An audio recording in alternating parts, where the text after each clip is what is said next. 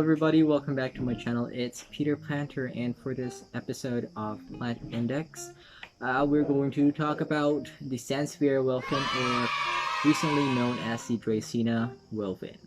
So basically, Sanseverias have been reclassified as a Dracaena, so it's basically under the Dracaena family because of the flowers or the inflorescence.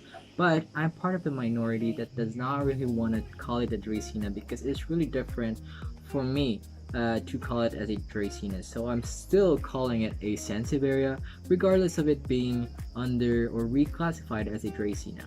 I've seen a lot of people having a Sanseveria wilfin in their homes and inside their rooms, but I want to share with you guys how to properly take care of the Sanseveria wilfin.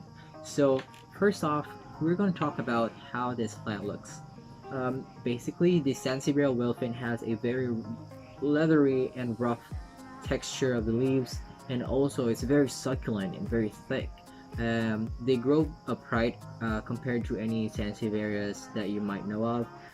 They also look good in a single, they look good being a single leaf in a pot like this one, and they can grow up to 5 feet tall in perfect conditions, but commonly you can see them growing up to 3 feet tall in cities or in households just like that one.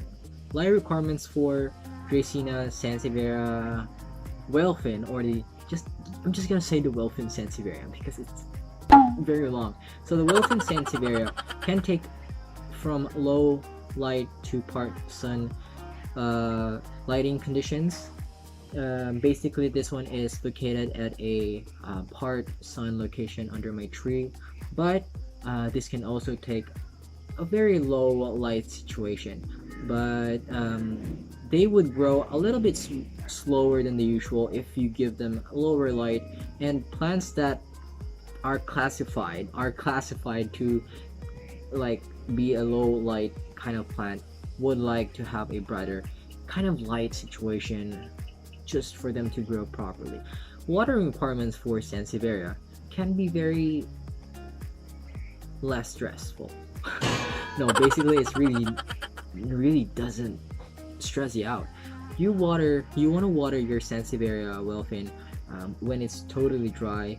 You might want to underwater it than to overwater it because they are very susceptible for root rot, because they grow some tubers, and once that tubers are constantly wet underneath or moist, they would rot eventually, and you don't want that. You don't want this Sanseveria to die. And one way to know your Sanseveria is probably having a root rot is probably on the leaves. Sanseveria wilfins would typically start to yellow in this part of the leaf right here once it is having a root rot underneath. So once you have that one, and once you see your wilfin is doing that one or showing signs of yellowing on the leaves, you might want to check your roots. Probably it's having a root rot or having a bacterial infection or fungi infection, I don't know, viral infection. So yes, you might want to double check on your roots, and that's for watering. So basically, you water it. Once the soil is dry, you might you want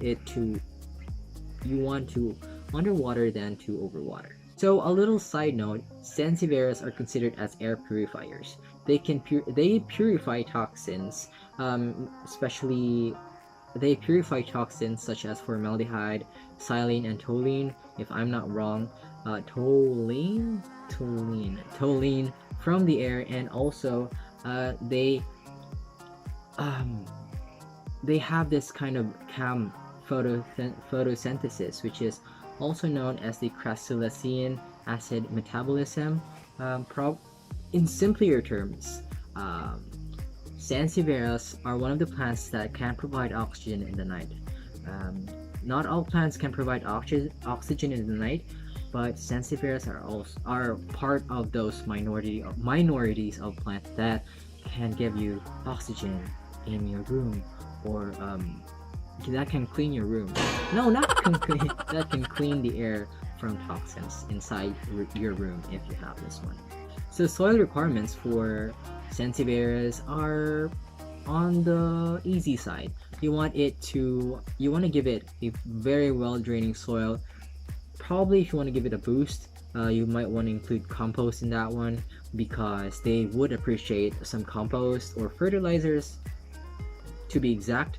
And currently my sanseverias or my whale fins are given a slow release fertilizer to provide them enough nutrition for about 6 months or so, and this one is still going up to 4 months still. I've given this one last or 2 months ago, and now it has still 4 months. So yes, I would recommend you to give your sanseverias a fertilizer or some compost to be able to, you know, help them grow and give them a little bit more boost in their health. Propagation for sanseverias are pretty much the same with like every other sanseveria. Whalefin propagation can be divided, or you can divide it from pups. So the pups can grow underneath here, just like this one. It can grow like somewhere here, but currently this one is having a pup. I can feel it in the pot right here. If you can see this crease right here, this one's having a baby really soon. And what you want to do if you have a baby, or if you want to divide your Sanseveria whalefin, you want to cut it in the tubers or in the rhizome. I'm not sure if it's called the rhizome or the tubers, but I'm just gonna call it like that. So you want to cut it like that, and you can either plant it directly to the soil, or you can water propagate it. That's the two things that I know. How I know like how to propagate a Sanseveria whalefin, and that's the ways that I use to propagate my other plants. Unless if you have a very expensive plant, you want to give it, or you want to propagate it through sphagnum moss or whatever. So yeah, and lastly, for pests, sanseverias are not commonly attacked by insects or any other pest because of their very thick succulent leaves, and also they can be a prey for snails. So be sure to watch out for snails, especially when your area is it's not a snail-free area, just like my area. I have snails here at home, and when I put this one outside, I always, you know, take a look at this one and, you know, have it checked every single day if there's a snail or what. Snails attack in the night. Snails eat in the nighttime, so you might want to check your plants in the nighttime when you're dealing with snails. So yes, I hope you learned something from this video.